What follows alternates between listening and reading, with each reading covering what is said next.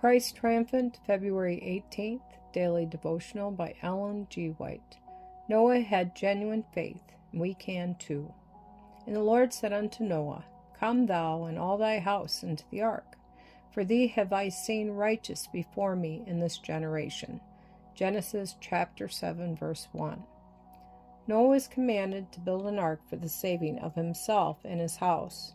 It is stated, Noah have I found righteous before me in this generation. Genesis chapter 7, verse 1. And it is also stated that Noah walked with God.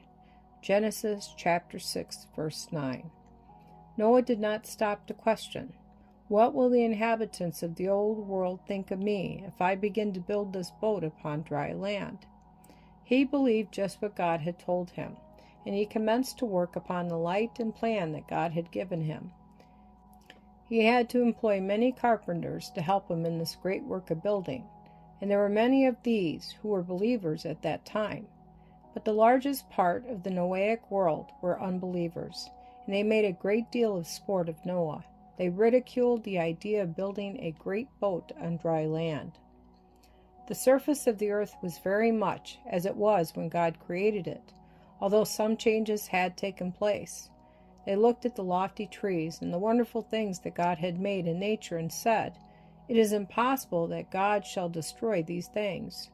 The sight of their eyes and their senses made a greater impression upon the inhabitants of the Noahic world than the message from heaven, and Noah stood there in his faithful integrity as a witness to that generation. Abel, Enoch, and Noah were representative men in that age to the inhabitants of the old world. Everyone had had their test upon the law of God. Would they obey God? And would they do just as he told them to do, or would they disobey and realize the results? If Noah had been like many in our day who say, Believe, believe, all you have to do is believe, then he would not have condemned the world. But Noah had that genuine faith, that faith that works.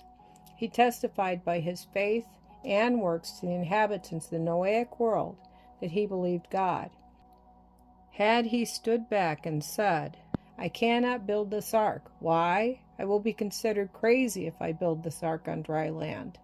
Then he would have had no influence for good upon them. But he believed just what God had said and carried it out by his works. They considered him insane. They laughed at him and mocked him, but still he kept at work building the ark according to God's directions. When the last message of Noah was given to that degenerate age, as he stood before the people giving his warning, they turned from him to ridicule him. They had listened to the prayers of Noah that had ascended day after day in their behalf, and with his heart drawn out for them, he delivered his very last message to them.